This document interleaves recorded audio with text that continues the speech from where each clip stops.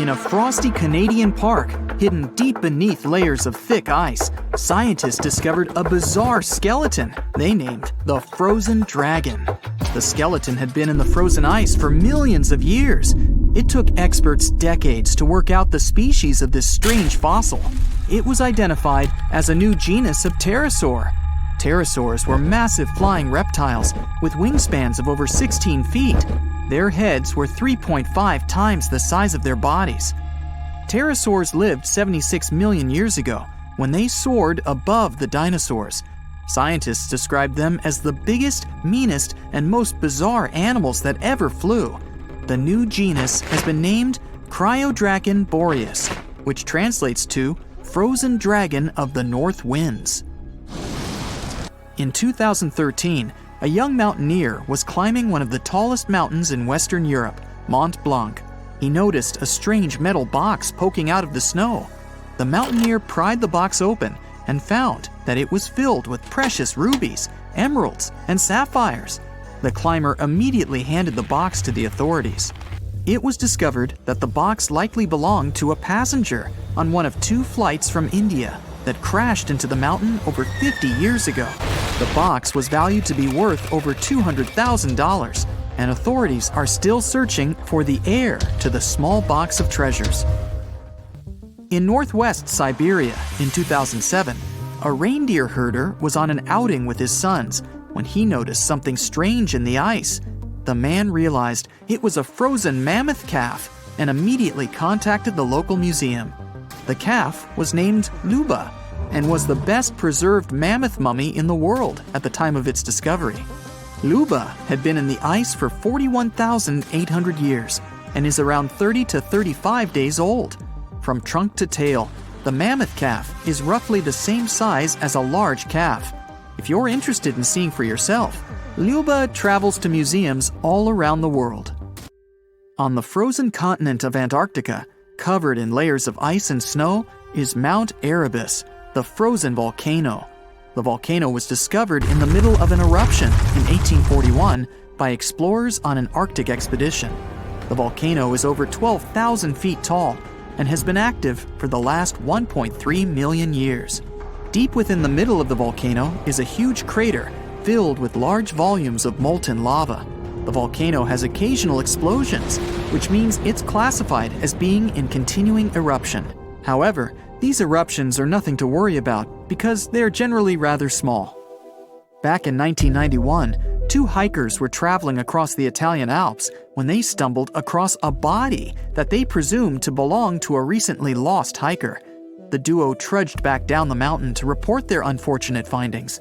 Once the remains were recovered, it was clear that the body was not recent at all. Scientists determined that the Iceman was more than 5,000 years old and named him Otzi. The discovery was unlike anything scientists had ever before seen because the body was so well preserved. For years, Otzi was studied by scientists who discovered that our ancestors have a lot more in common with us than we ever knew before. Otzi was covered in ink body art. Research done on the contents of his stomach revealed that his last meal was dry cured meat, similar to the bacon we eat today. Otzi has at least 19 relatives living today, somewhere in Central Europe. Scientists were researching ancient squirrel burrows in Siberia when they came across something interesting. One of the squirrels had hidden away precious seeds deep beneath the ground. The seeds had been encased in ice for 32,000 years. The seeds were for the flower Silene stenophilia, which had long since gone extinct. Amazingly, scientists were able to recover plant tissue from inside the seeds and grow an entire crop of flowers. They've since reintroduced the previously extinct flower to natural habitats all across the world. In 1930, a team of Norwegian scientists sailed around the Arctic Ocean, conducting research on the seas and glaciers. They reached White Island, a dangerous and icy land no human had set foot on before, or so they thought. The scientists were shocked to discover the tip of a small boat sticking out of the snow. Frozen inside the boat, they found scientific equipment and various personal items, including a jacket monogrammed S.A. Andre. They had discovered the wreck of the famous Arctic balloon expedition. In 1897, Swedish explorers, led by Andre, attempted to travel to the North Pole by hydrogen balloon. No one had ever heard from them ever again. People only found out what happened to them when the wreck was discovered 33 years later. It turns out that the balloon had crashed on White Island only 2 days after departing from Sweden. The explorers traveled along the island on a small makeshift boat, but were unable to make it any further. The best preserved woolly mammoth ever found was discovered in an area of permafrost in Siberia in 2010.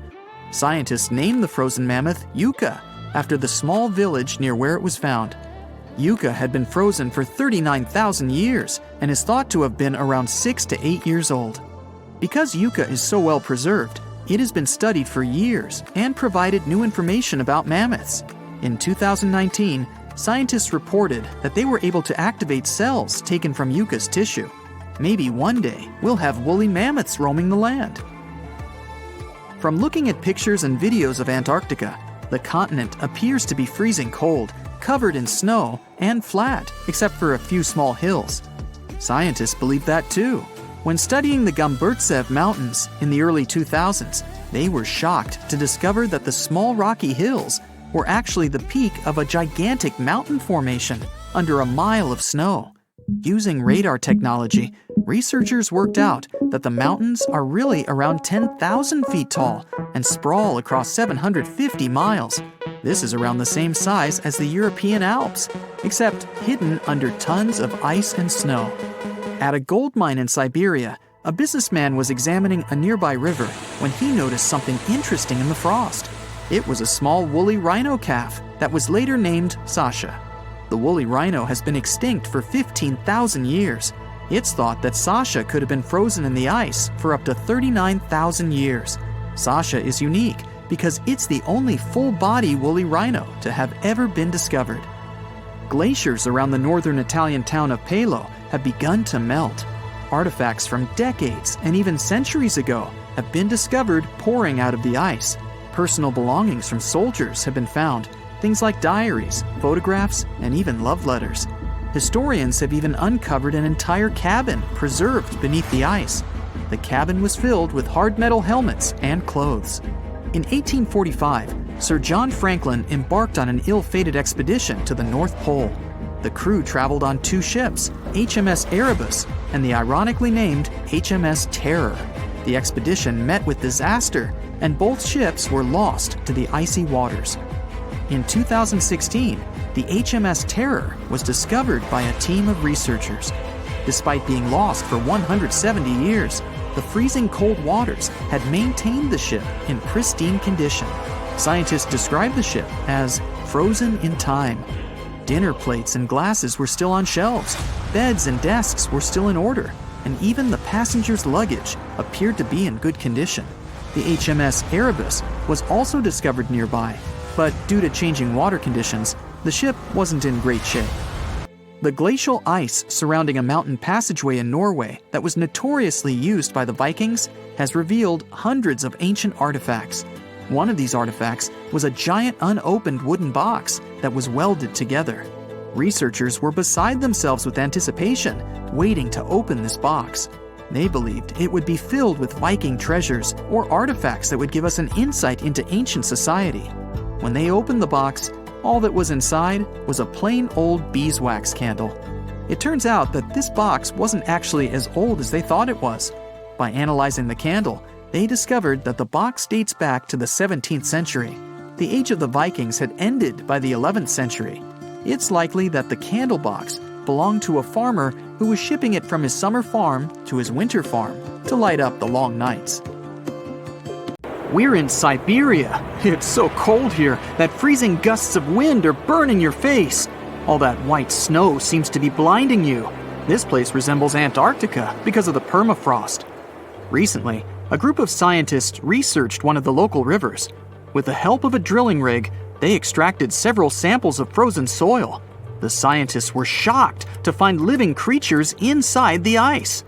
Later in the laboratory, they realized that the creatures were microscopic multicelled organisms known as Deloid rotifers. These creatures look like little worms. Scientists knew that these worms could live in frozen conditions for up to 10 years. But the age of the rotifers found in the ice was about 24,000 years, and after defrosting, they began to reproduce, as if they had been sleeping for several hours, not thousands of years. Further analysis showed that these organisms could stay frozen for hundreds of thousands of years. The rotifers might have lived during the time when people didn't invent the wheel yet. And this isn't their only superpower. Deloid rotifers are among the most radioactively resistant animals on Earth. They can survive in places where there's no oxygen and water. They can also stay alive in areas with high acidity and can live without food and water for a long time. By the way, these are not the only creatures that are known for living for thousands of years. Particular types of moss and some microorganisms are also almost immortal. Nematodes, also called roundworms, are some of the most adaptive varieties of worms in the world. Imagine the Eiffel Tower standing tall and proud. And now, let's make it 10 times higher and place it underground. Exactly at this depth, many thousands of feet under the surface, scientists discovered these creatures. There's no sunlight and almost no air in this place. And since it's much closer to Earth's core than the surface of our planet, the temperature here is higher than in the middle of the hottest desert. Millions of tons of soil above create insane pressure.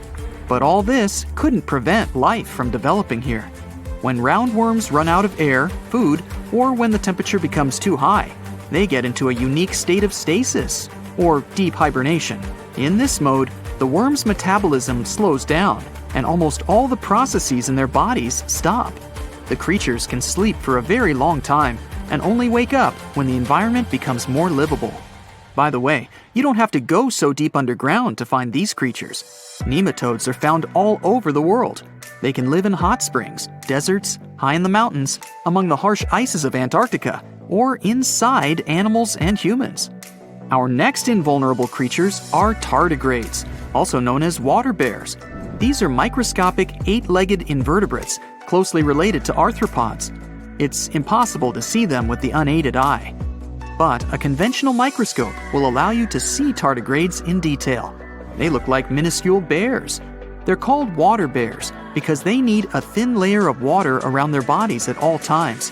It's necessary to prevent dehydration. Tardigrades have been found in all kinds of environments, from ocean depths to sand dunes. They're incredibly robust thanks to their unique organism structure. Yeah, they look soft, but their body is covered with a tough cuticle. This coating resembles the exoskeletons of grasshoppers, mantises, and many other insects.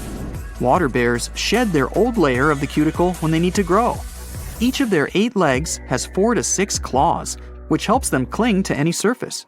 The bears can survive at a temperature that's almost 3 times as cold as the temperature in the ice of Antarctica. Heat doesn't harm them either. They have been proved to survive at the temperature that makes water boil.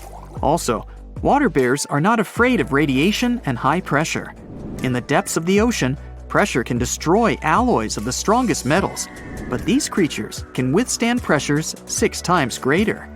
But the coolest thing is that they can live in the vacuum of space.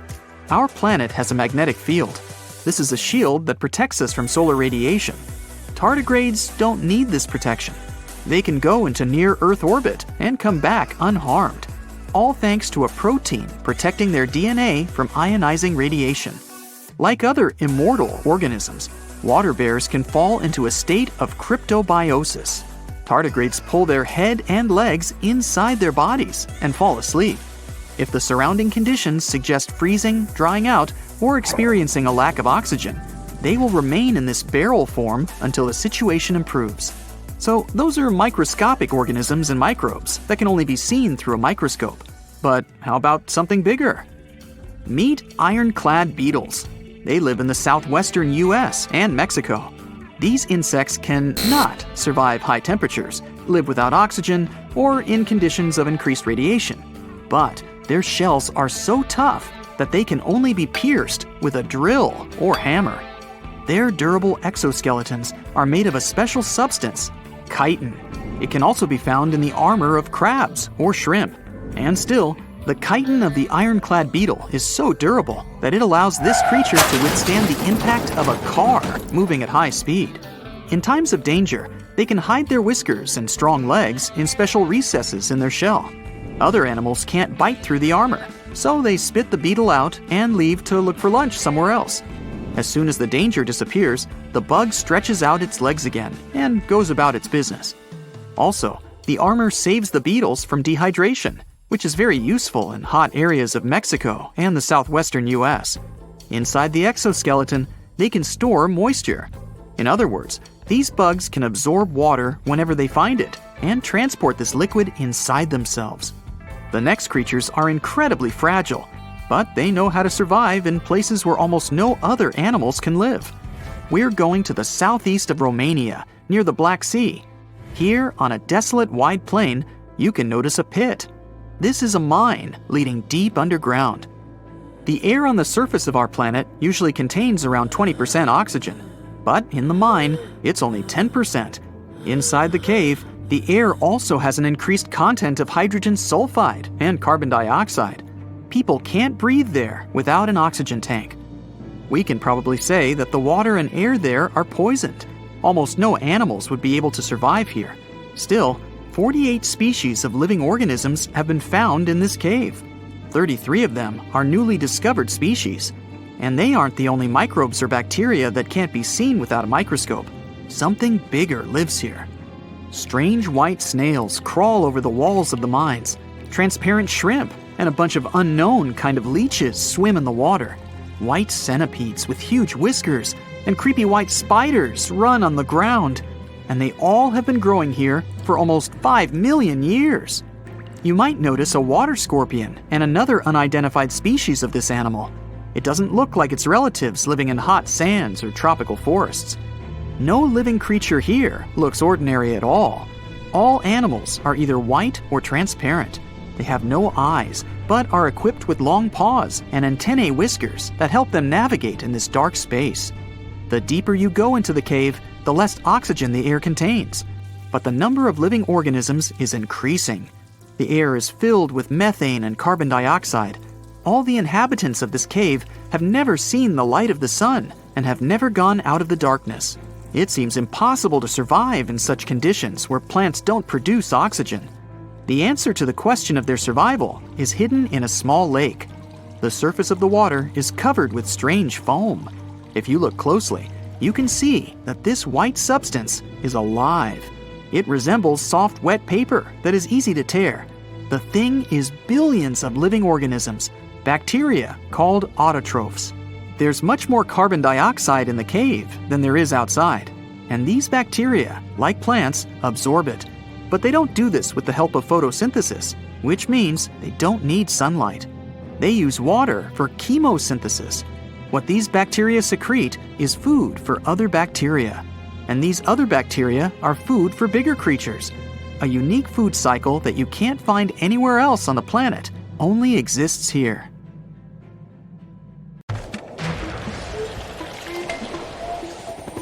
There's not much to do in Antarctica except scientific work. You could check out the wildlife, like some cute penguins and seals, and you'd get to see the occasional whale swimming around. Antarctica is one of the biggest lands out there that's only inhabited by scientists and researchers from all over the world. These scientists dug a hole through some pretty thick ice to study the ancient air and how the atmosphere cleans itself. They used a special drill and dug a clean cylindrical hole 450 feet below the surface. Some of this ice can be up to 800,000 years old and is a good indicator of what the climate was like in the past. It's like checking out tree rings to determine how old a certain tree is, except it's more complicated than that. After the effortless digging, they decided to drop some ice to the bottom of the hole to see what would happen next. They heard some really unusual sounds.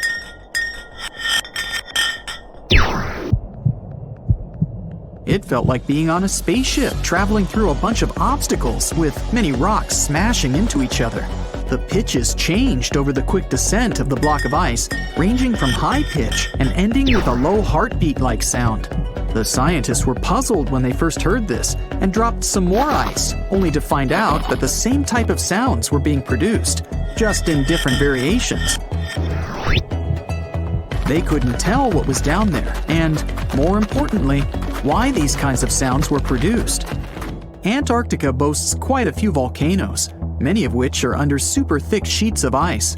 Scientists discovered 91 volcanoes and claimed there could be more, potentially making it the most extensive volcanic region in the world. While they were doing regular scientific research, they came across many unmistakable large cone-shaped figures underground. Some were as deep as 2 miles in the ice. Some of the peaks were over 3,000 feet tall and dozens of miles across. But on the surface, it's as plain as a sheet of paper. They may have dropped that block of ice inside an actual volcano that they were standing on, but it's unlikely. Even though the underground volcano presence was discovered by accident, there's a small chance they were actually standing on one where they had their workstation set up. It's more likely that they worked in an area where studying ancient climates is easier and less dangerous than other places. They collect ice samples and study them in a lab. It's like discovering a prehistoric insect embedded in amber millions of years ago when dinosaurs used to roam the land.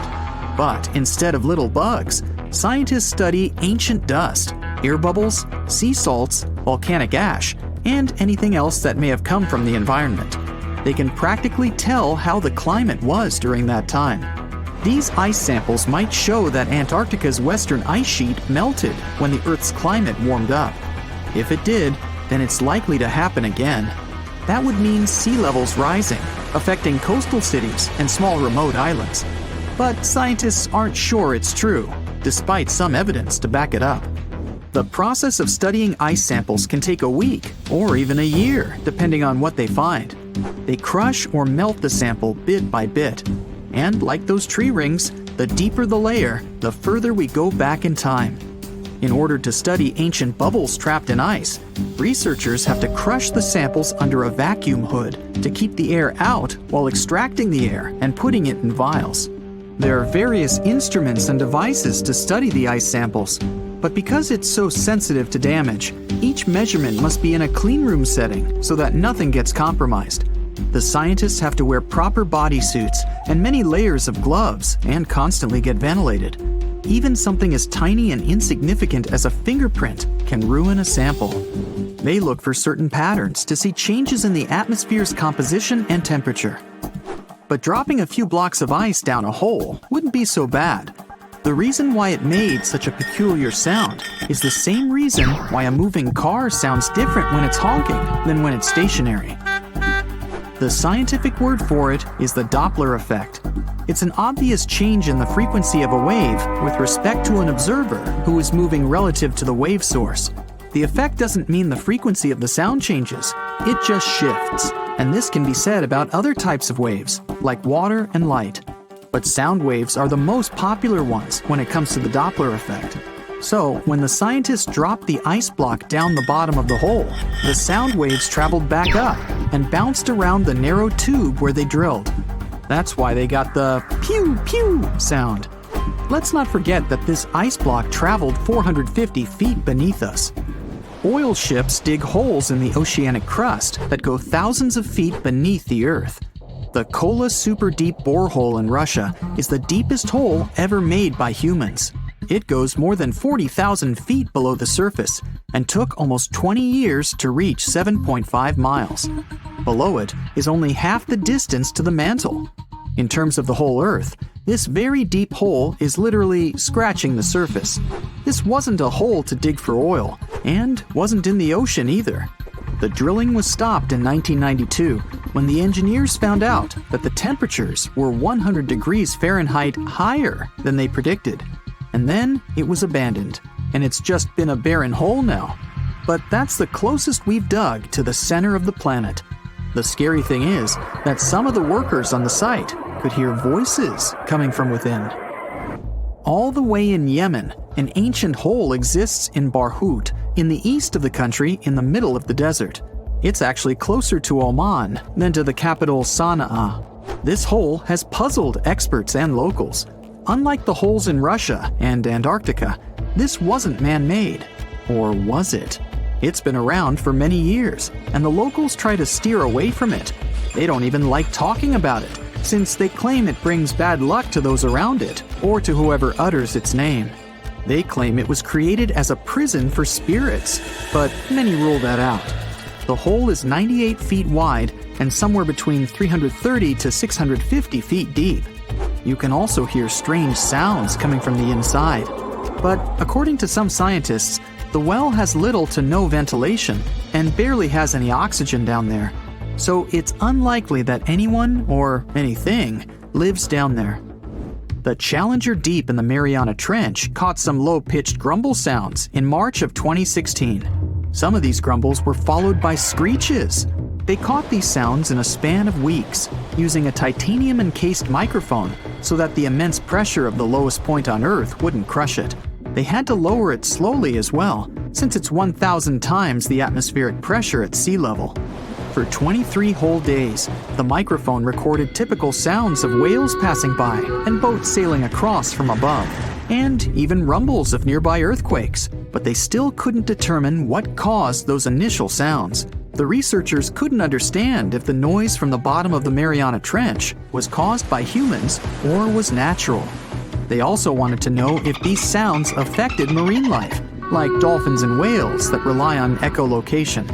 They still can't figure it out, but scientists estimate that the ocean is about 10 times noisier than it was 50 years ago. With technological developments in shipping, submarines, and underwater construction, the ocean will only get louder with time. Northern lights come with sounds, which nobody talks about. They're usually audible when the auroras are at their most powerful presence. Scientists were always puzzled as to what caused the faint popping and crackling, even though they were very far above us. They used some special microphones and found out that the sounds came just 230 feet above us, which is pretty low. They're caused by electrical charges gaining power in a specific region of the auroras. The electrical charges are disturbed by magnetic storms that fire up the northern lights. As a result, some tiny sparks are released into the atmosphere, causing the faint crackling and popping noise. It was the beginning of the 20th century, and two rivals, Robert Scott and Roald Amundsen, set on their expeditions to become the first people in history to reach the South Pole. The race wasn't easy, and it ended tragically for Scott.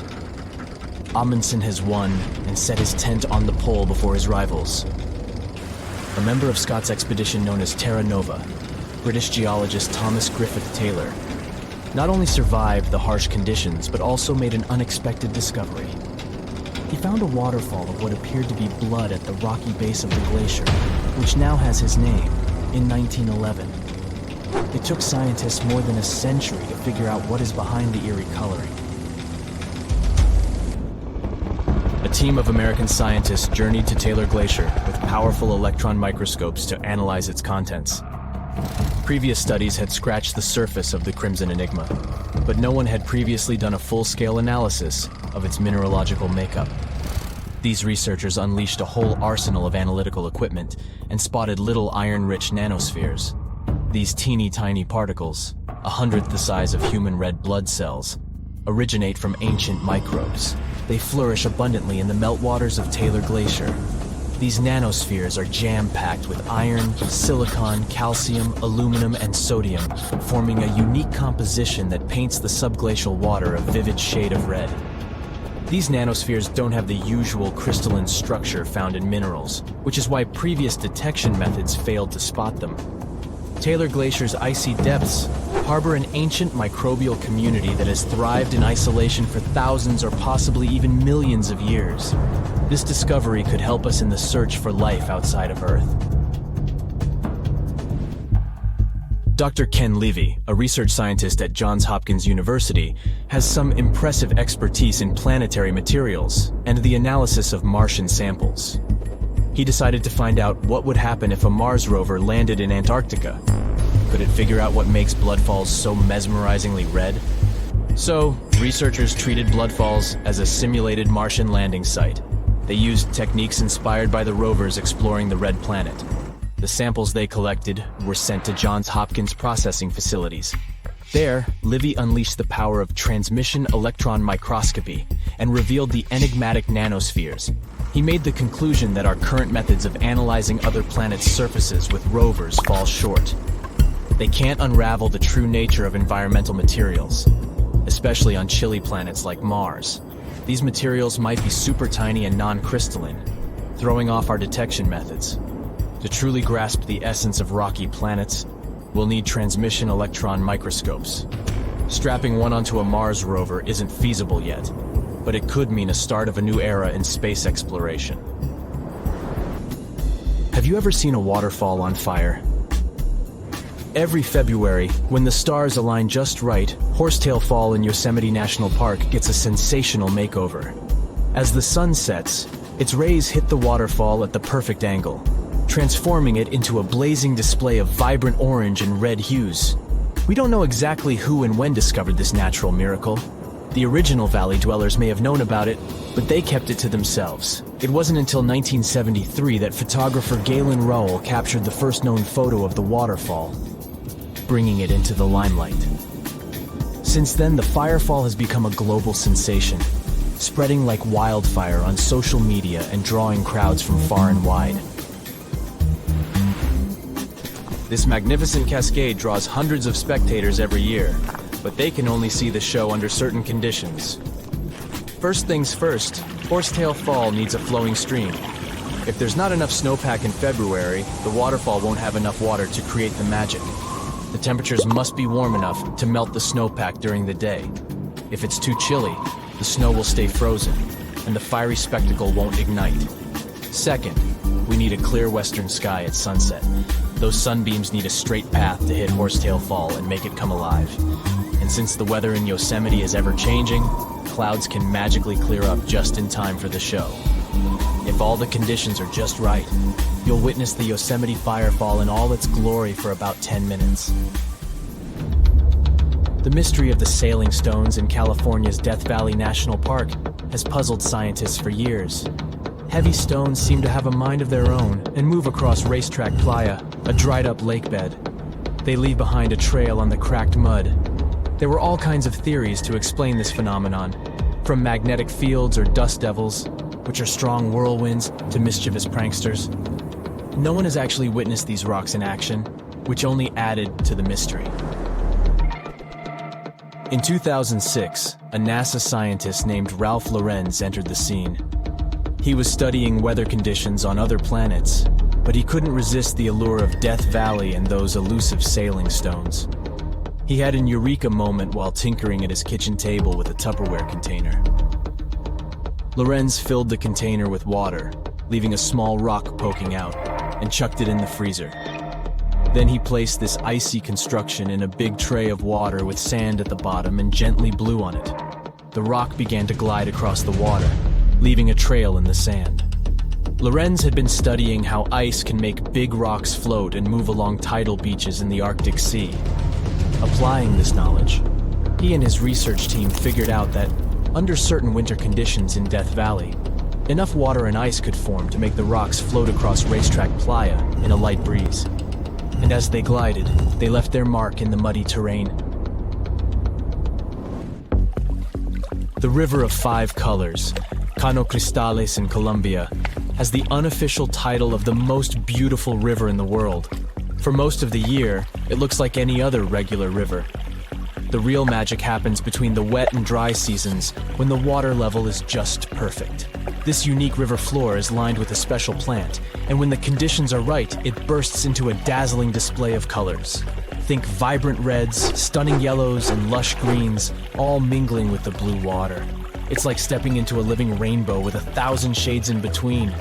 This phenomenal display only lasts for a few weeks, from September through November. During Colombia's wet season, the river flows too fast and deep, covering up the river floor and denying the plant the sunlight it needs to turn red. And in the dry season, there's simply not enough water to support the vibrant life in the river. So you have to catch it at just the right time. The reason behind Maldivian beaches glowing in the dark at night isn't a mystery, but it doesn't make them any less impressive.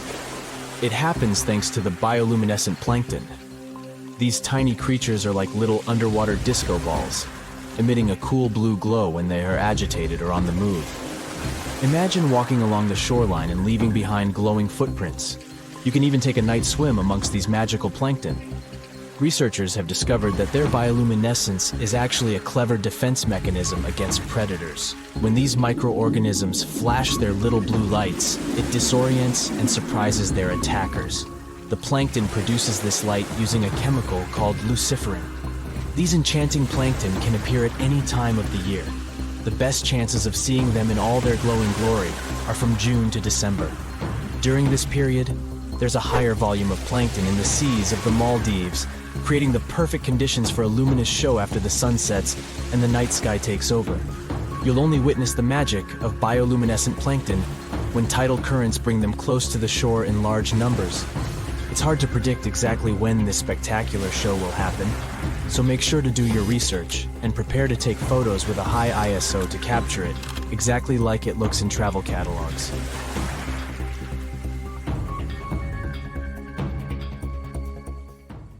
We've all dreamed of visiting the Arctic and witnessing the natural wonders of polar bears frolicking on ice floes or the aurora borealis dancing across the sky. Well, sorry to break it to you, but you won't find any tourists flocking to Antarctica anytime soon. Why, you may ask? Let's dive into it. First off, where is Antarctica? It's located in the southern hemisphere, specifically at the South Pole. The Southern Ocean surrounds it, and most of the continent is covered by ice, making it one of the most remote and frigid places on Earth. Now, have you ever met someone who's visited Antarctica? Probably not. It's one of the least visited places on the planet, and only a handful of lucky explorers have seen its interior, which is mostly made up of glaciers and ice fields. But trust me when I say the wildlife and scenery are out of this world. Why shouldn't you travel to Antarctica? Well, for starters, the environment is incredibly fragile and can be easily damaged. Plus, there are no native human populations on the continent, so your travels would essentially be like visiting an uninhabited island. And let's not forget that it's also one of the most expensive destinations to travel to. Despite all that, Antarctica is not exactly guarded like a fortress, but there is an international agreement called the Antarctic Treaty. This treaty was negotiated to prevent any unwanted activity on the continent and bans some forms of testing done there by member states. But the primary reason we can't just waltz into Antarctica is that it has a delicate ecosystem that needs protection. The treaty states that Antarctica should be used for peaceful purposes only and should be free from any human activity that could harm the environment. Scientists are still learning about the continent's unique ecosystem, and our activity and machines could disrupt the delicate balance that exists there. If you're still itching to go to Antarctica, getting permission isn't exactly a walk in the park. U.S. citizens, for example, need to complete a special form and send it to the Office of Ocean and Polar Affairs. And once you're there, you'll need to follow some strict guidelines to protect the environment, like not disturbing any wildlife or taking souvenirs like rocks, plants, or animals. Now, technically, can you live in Antarctica? While there are no laws banning people from living there permanently, it's a very inhospitable environment and unsuitable for human habitation. Temperatures can reach -76 degrees Fahrenheit and below, making it nearly impossible for anyone to survive without the proper equipment and experience. Plus, the nearest piece of land is over 1,000 miles away, making any inhabitants completely cut off from the rest of the world. Who knows? Maybe one day we'll get the chance to visit this unique and fascinating continent. But until then, let's admire it from afar. Let's now talk a bit about the discovery of Antarctica. Unlike other places that were already inhabited, Antarctica never had a native human population. Ancient Greek philosophers had an idea about the continent and called it Antarctos, meaning opposite the bear. The bears it refers to are not the polar ones though, but rather the Great and Little Bear constellations, which are only observable in the northern hemisphere. As a result, the term signifies the opposite of the land of the bear. Whaling and sealing voyages in the late 1700s and early 1800s would venture further south when rounding Cape Horn at the tip of South America. It was known that going further south often meant stronger winds, but also the risk of hitting floating ice of all sizes and of winds and seas that could prove dangerous to the ship and crew. Captain James Cook was the first to cross the Antarctic Circle on January 17, 1773, in the Ross Sea region. He reached a point further north a year later, and though he didn't sight land, he came to within 50 miles and saw deposits of rock held in icebergs, indicating that a more southerly land existed.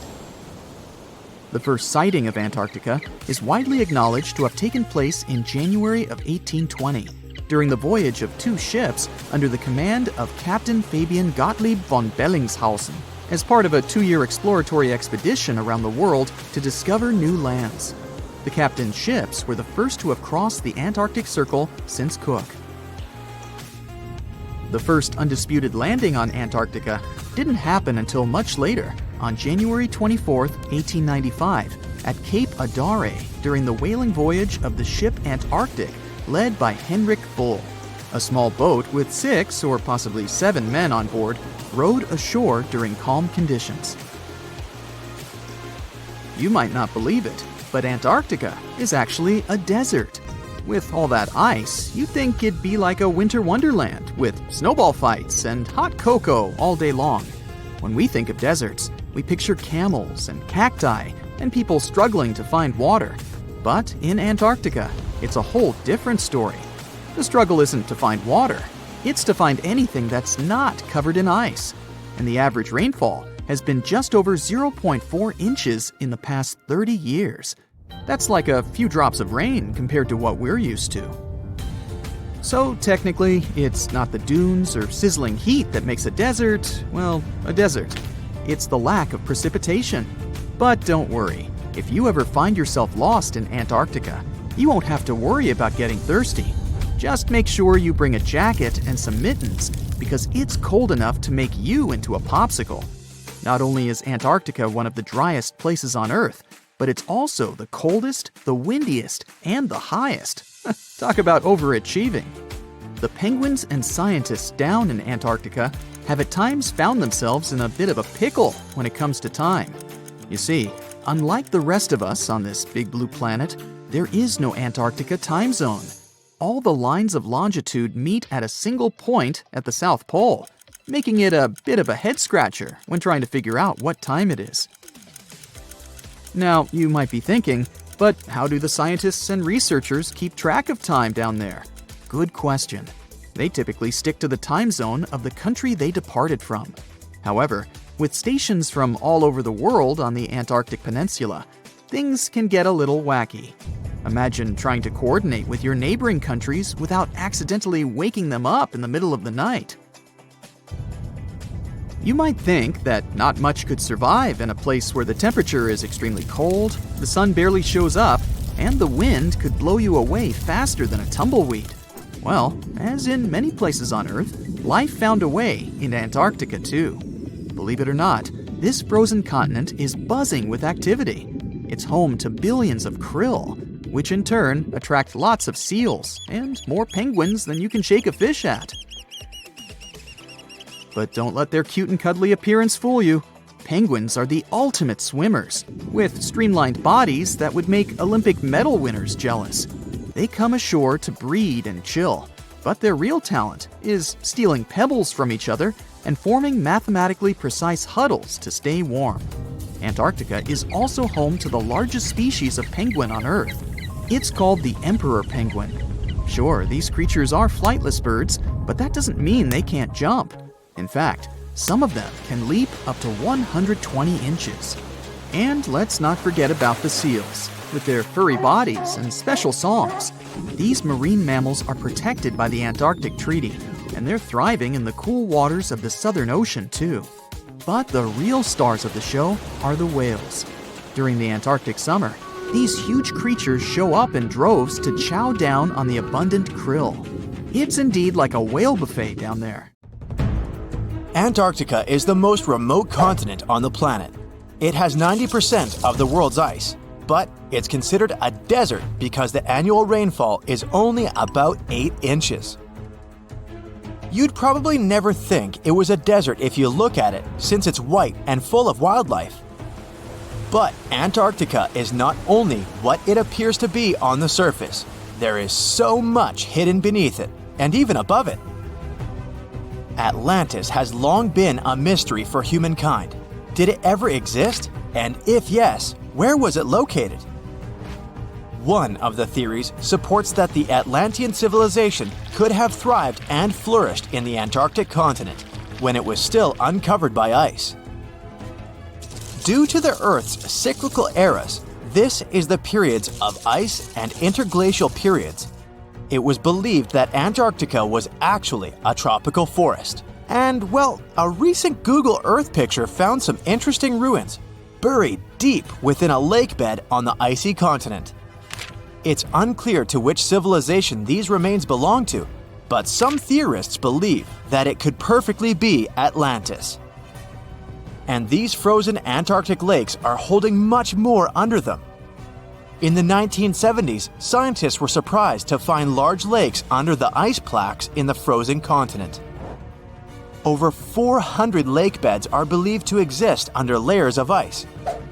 Lake Vostok, for instance, the largest subglacial lake over there, is buried beneath 2 miles of thick ice. There are pristine blue ice caves hidden under there as well. The water in these lakes remains liquid due to the small levels of geothermal heat from the Earth's core. And some scientists believe that some lakes are around 15 million years old. Talk about the old days, huh? Now, amongst the unique phenomena that occur in the continent, let's say Antarctica is home to an extremely weird waterfall. The year was 1911 when Australian geologists wondered about the so-called blood falls.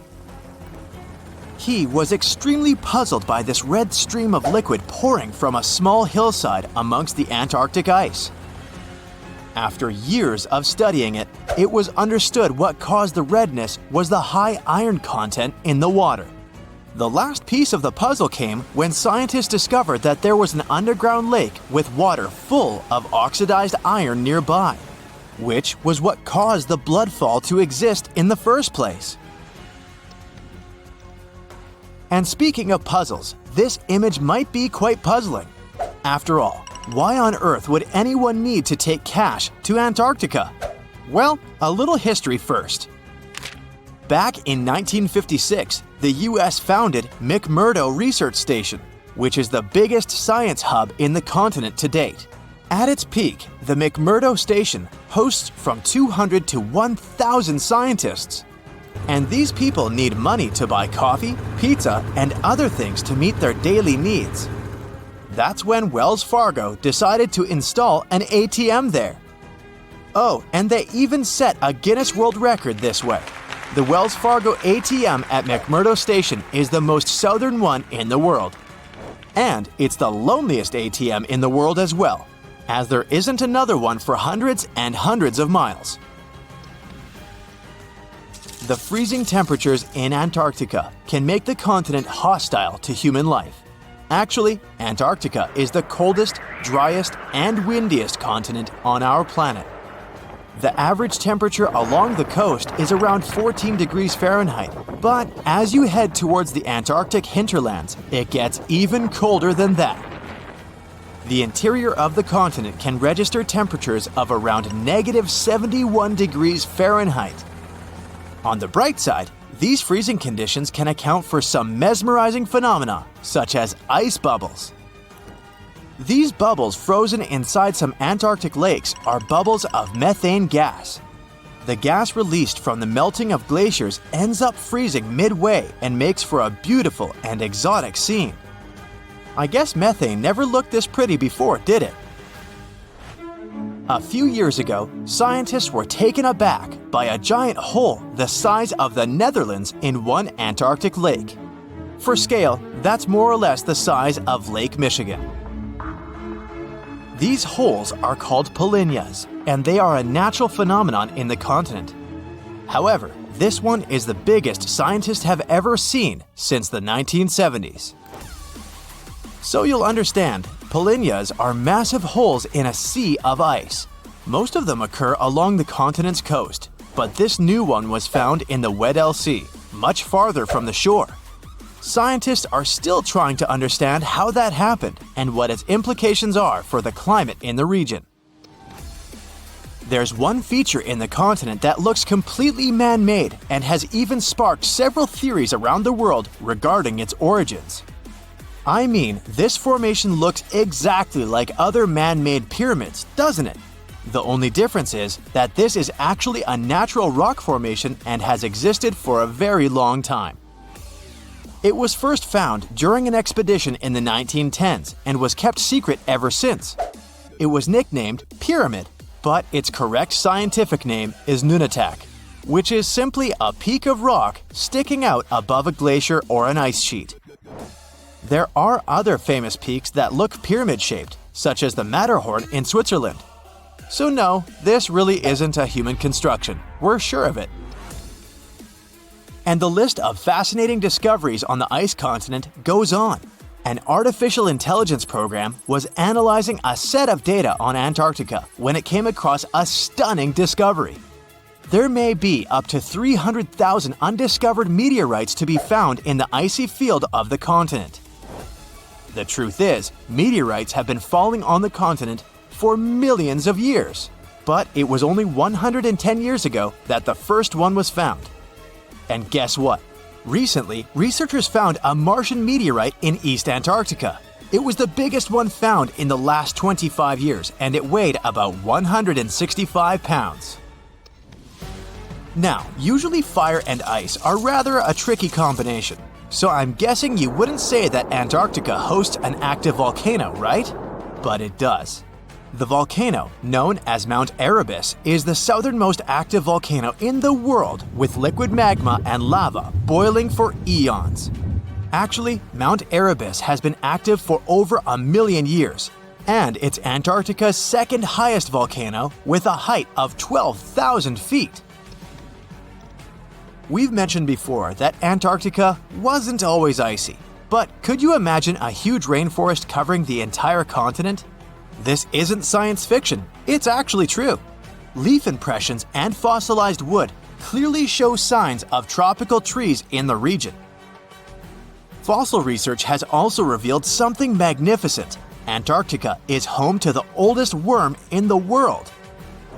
According to National Geographic, sperm fossils found in Antarctica reveal a long-extinct species of worm that is around 50 million years old. Scientists claim that this discovery is beyond important to studying some evolutionary relationships and say that this was only possible due to the freezing of such samples for thousands of years. Antarctica is a continent rich in biodiversity. Penguins, polar bears, and seals are just some of the animals we know that exist down there. But there is also a rare and fascinating species of fish that inhabits Antarctic waters. Popularly known as the see-through fish, this species is as bizarre as it is beautiful. This fish had to adapt to survive the cold water temperature in Antarctica, so much so that it evolved into a unique being. As well as a transparent body, this fish has transparent blood, making it completely see-through. This is because they lack the protein hemoglobin, which gives blood its red color. Pretty neat, huh? When you think of Antarctica, you probably think of icebergs, right? So here are some fun facts about it. Did you know that icebergs have a lifespan of about 3,000 years? And that together with Greenland, Antarctica is one of the world's primary sources of icebergs. Icebergs can reach 600 to 700 feet below the surface of the water, and around 90% of an iceberg is hidden underwater. That's where the expression "tip of the iceberg" comes from. Do you know that NASA explores not only stars, planets, galaxies, or black holes?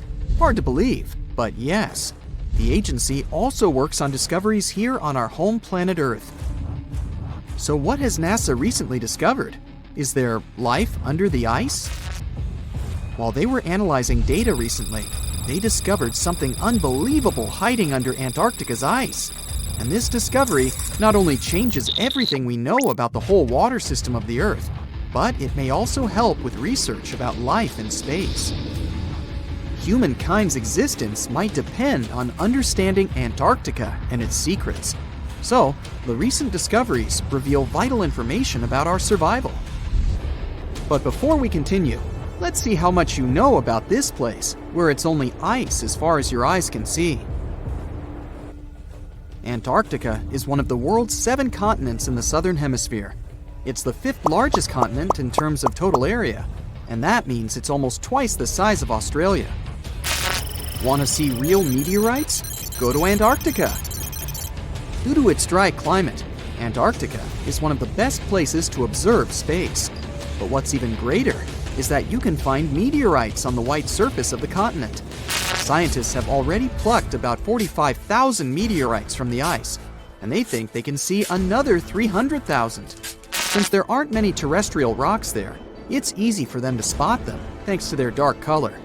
Antarctica's dry desert environment also helps preserve them, even the ones that fell to Earth more than 1 million years ago.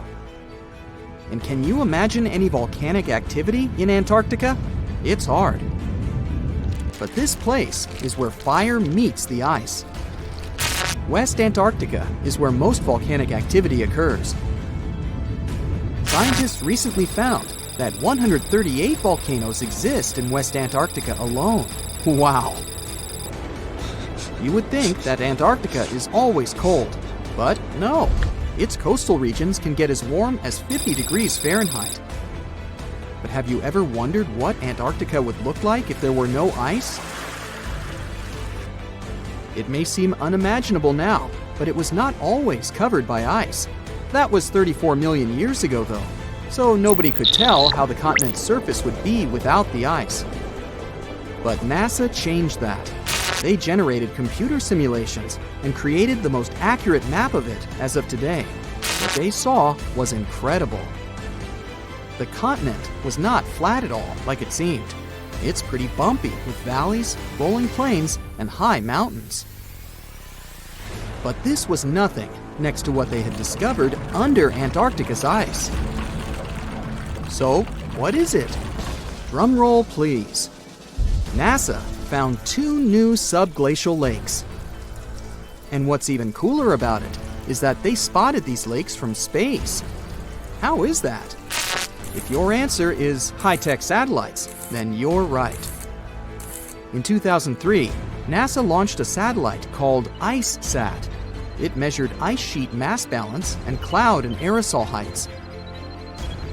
The satellite also helped create the ice-free map of Antarctica. In 2010, the European Space Agency launched the second satellite, CryoSat-2. It was for tracking the changes in the thickness of the ice. Then, in 2018, NASA launched the third one, IceSat-2, a follow-on to the IceSat spacecraft. It measured ice sheet elevation and sea ice thickness. It was NASA's most advanced Earth-observing laser instrument. It delivered the highest precision data. And when that was combined with the data from the other satellites, it was possible to spot these 2 new lakes near a pair of larger ones. But how is it possible that these lakes exist in the first place? The average thickness of most Antarctica ice is approximately 1.2 miles.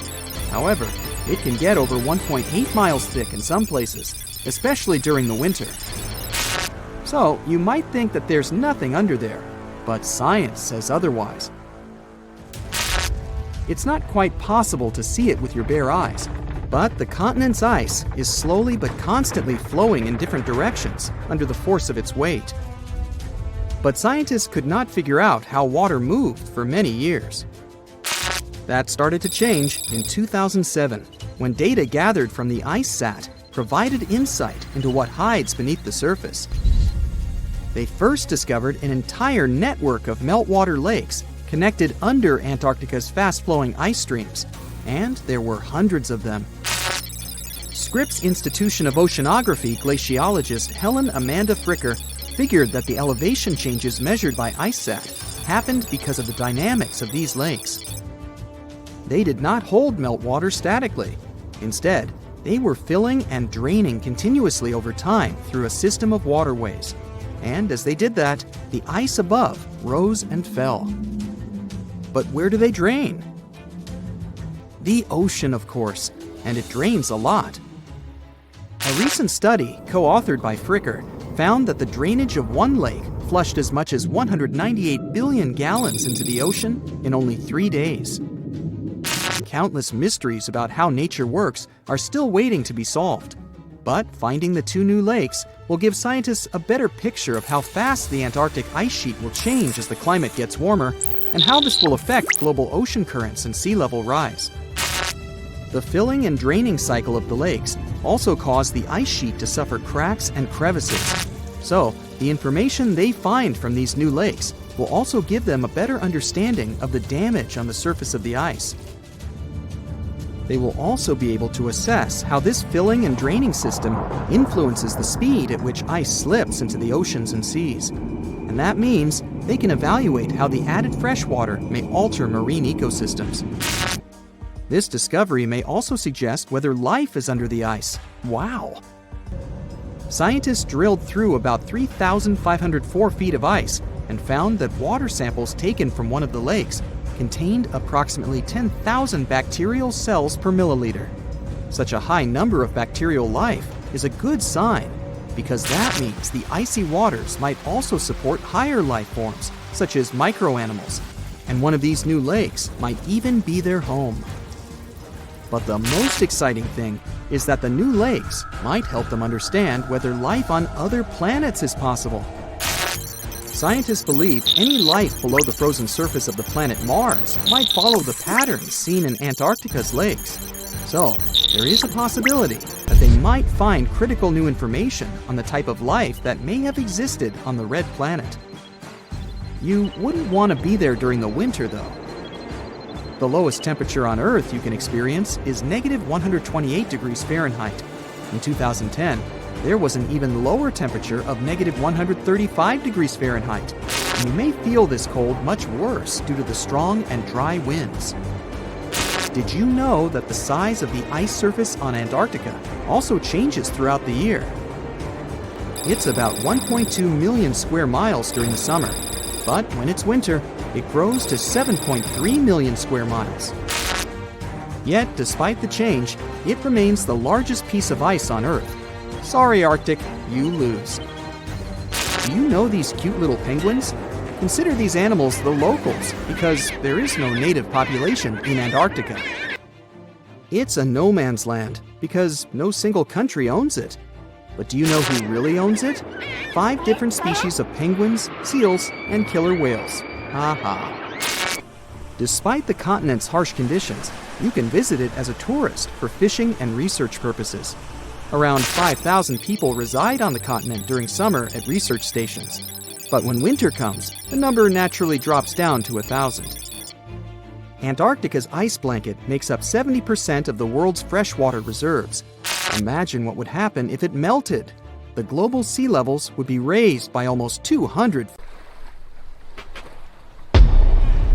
Many terrifying animals live deep beyond the waves, like this vampire squid living 3,000 feet below the surface in almost complete darkness. This animal has a cloak, like a vampire's. That's why it's called the vampire squid. Deep down at the bottom, it can't use ink to defend itself. So this animal has developed an unusual tactic. It glows slightly to scare away predators. If this tactic fails, the vampire squid can turn its body inside out, revealing tiny spikes.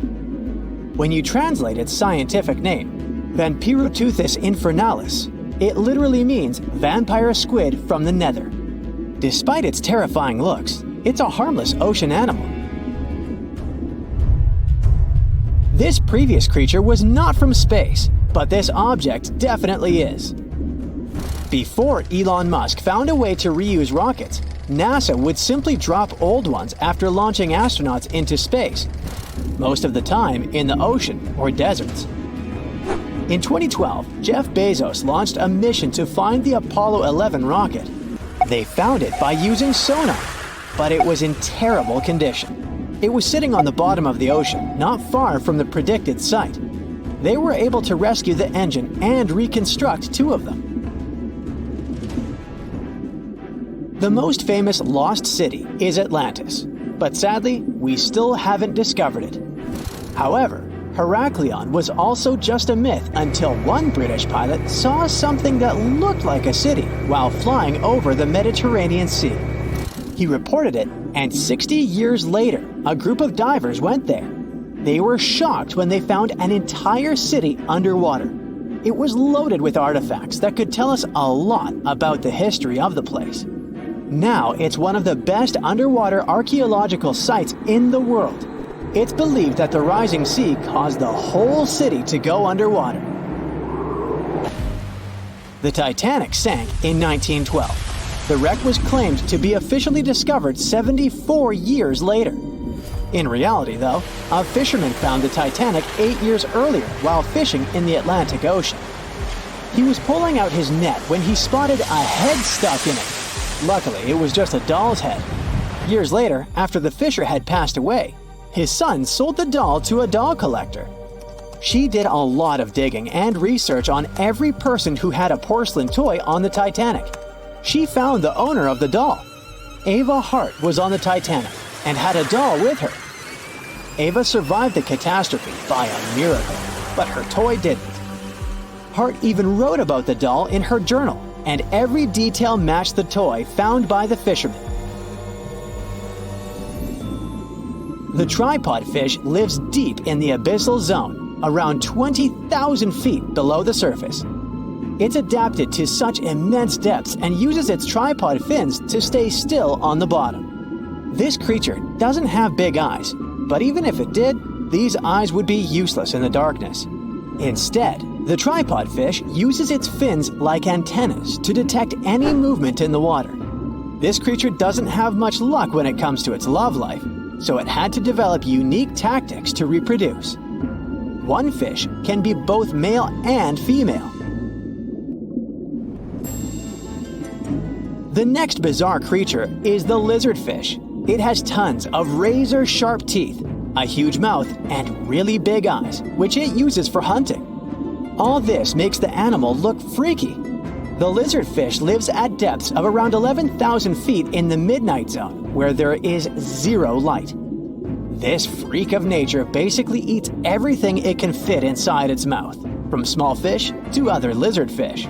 On the other hand, when they see other reptile fish, they probably fall in love instead, because finding mates at those depths is not an easy task. Like the tripod fish, the lizardfish can be both male and female at the same time. When you think of a river, you usually picture it on land.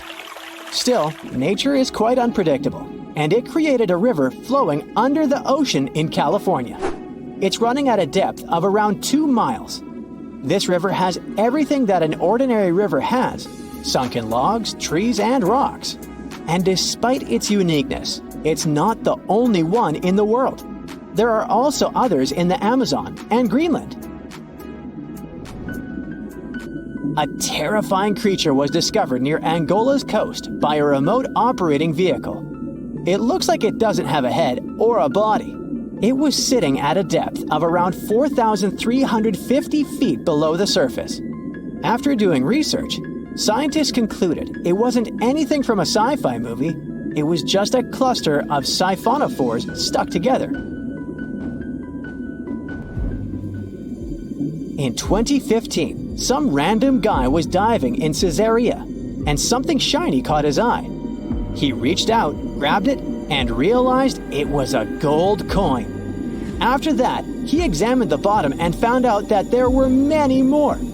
He reported the incident to the local authorities, and they concluded that he had found Arabic treasure. The coins were made of solid 24-karat gold and were a few thousand years old, but due to the perfect salinity and temperature, they looked brand new. The coins belonged to a ship carrying cargo. It was caught up in a storm and unfortunately sank. One of the weirdest things ever discovered was found in the Baltic Sea. It's an anomaly that looks as if it was created by a different civilization. It was discovered by Swedish researchers, and they basically had no idea what it was. They had to ask tons of other scientists for their opinions. When you look at this formation from above, it's 200 feet long and looks exactly like a fallen spaceship. It's hard to believe that it's a natural formation, but spoiler alert, it's totally made by nature because the Baltic Sea has gone through many erosions throughout history. Most likely, the bizarre formation is the result of these processes. A group of divers in Madagascar were shocked when they found this 7-foot monstrosity of a knife on the seafloor. The speculation started immediately, and many said that the knife was from some giants that had fought megalodons and lived on Earth thousands and thousands of years ago. That could make a nice story, but the knife is most likely a movie prop that was lost at sea. One of the ocean's most bizarre animals is the frilled shark. It's believed that this fish is the reason for all those sea serpent stories that sea explorers of the past wrote about. These animals live pretty deep in the ocean, but sometimes they can be seen in shallow waters. It's super rare, but possible. The frilled shark has a big mouth sporting around 300 teeth. It also has a long body that looks like a lizard's, and it is truly a unique species of shark. Its prey can be half of its size because this shark's stomach is like that of a snake, and it can swallow huge fish or crustaceans. Spotting a few worms in your garden is no big deal, but after seeing a 26-foot long one in the ocean, you will make your wetsuit a little wetter. This worm is super rare, and it's completely harmless to humans. It's actually not a giant worm. It's a cluster of zooids that are stuck together in a worm-shaped formation. They usually only eat plankton, bacteria, and other tiny things that can be found in the ocean. Probably the scariest thing in the ocean that is 100% real is the Magna pinna, which can be found at crazy depths of 20,000 feet below the surface. This monster looks like an underwater Slender Man, but it's just a squid with really long tentacles that can reach a terrifying size of 8 feet. This guy has only been seen a few times, and basically, we don't know much about this creature so far. Look at that! What is that perfectly shaped ice circle doing in the middle of the river? How did it even appear there? For such a circle to form, the conditions must be very peculiar. So let's see if you can make a similar ice formation at home. Ice circles are also called ice discs and ice pans. They form in rivers, lakes, and creeks when ice gathers in the center of the body of water moved by an eddy. The thing is, random eddies tend to follow circular routes. And in the winter, ice crystals often gather in such slow-moving waters. As a result, they form circular discs of ice.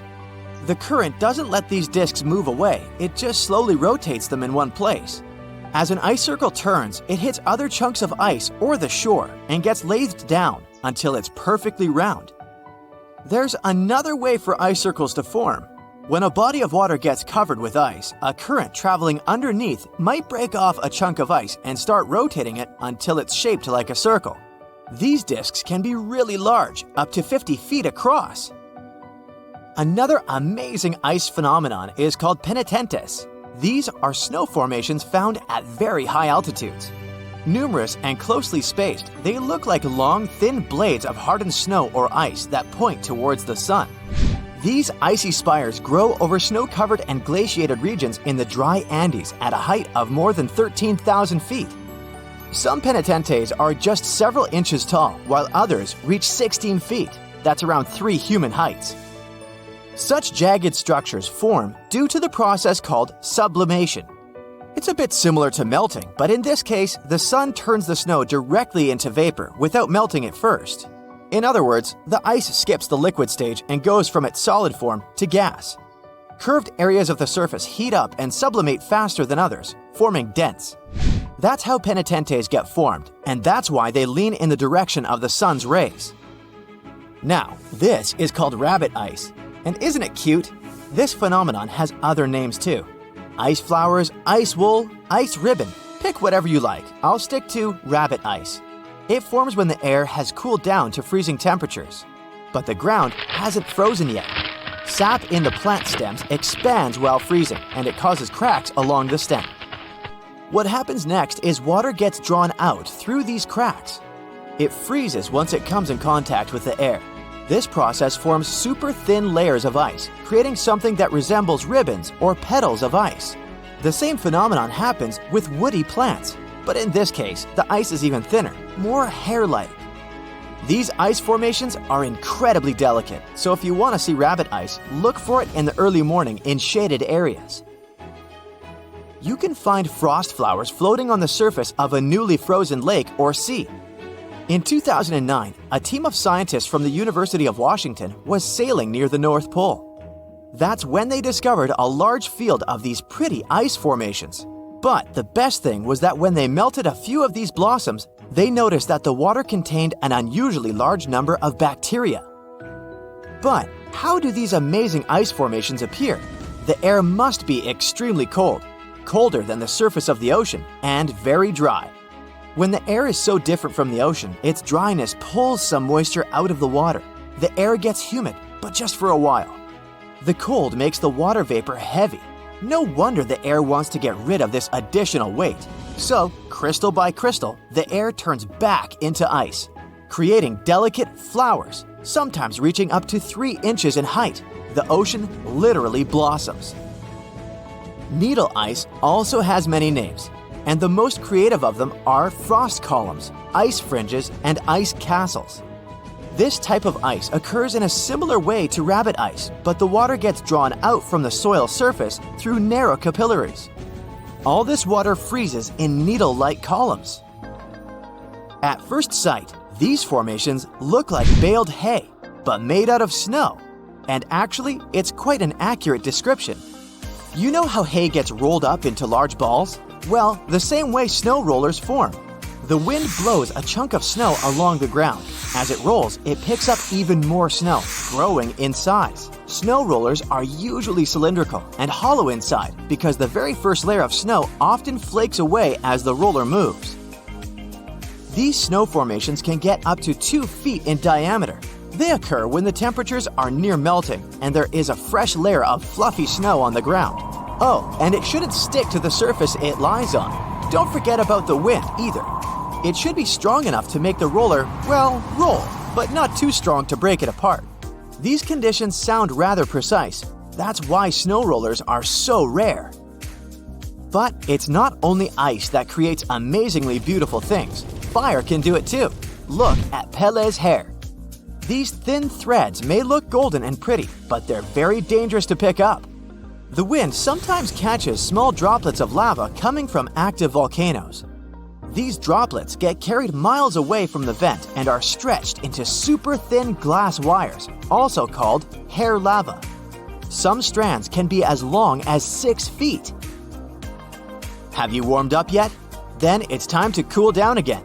On March 19, 2018, the inhabitants of Alabama had to run for their lives not to be hit by huge chunks of ice falling from the sky. It was the infamous hailstorm of Alabama, which caused millions of dollars worth of damage. After the hailstorm, it looked as if the place had been thoroughly trashed by savages. Broken shop windows, smashed car windshields, broken billboards, and holes in roofs. But what made researchers really excited was a hailstone found near the town of Cullman, Alabama. This softball-sized monster was more than 5 inches across and thus set a new state record. Now, look at these pretty bubbles. They're pockets of highly flammable and combustible methane gas. Trapped underwater, this gas forms psychedelic landscapes and stunning patterns. Typical for northern latitude lakes, such as Lake Abraham in Alberta, Canada, these bubbles appear when animal remains, leaves, and plants fall into the water and get consumed by bacteria. These bacteria later excrete methane gas. But don't fall for the beauty of this phenomenon. When spring comes, the ice melts and the methane bubbles start to fizz and pop in a most amazing fashion. But if you happen to light a fire in the area, everything may go boom.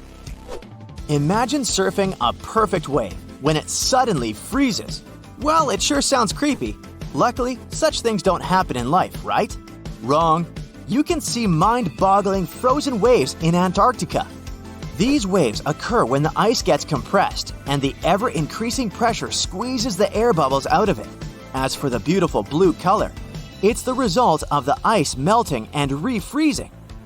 And a bonus for you, frozen Niagara Falls. In 2018, the legendary waterfalls located at the border between New York State and Ontario, Canada, managed to shock everyone into silence.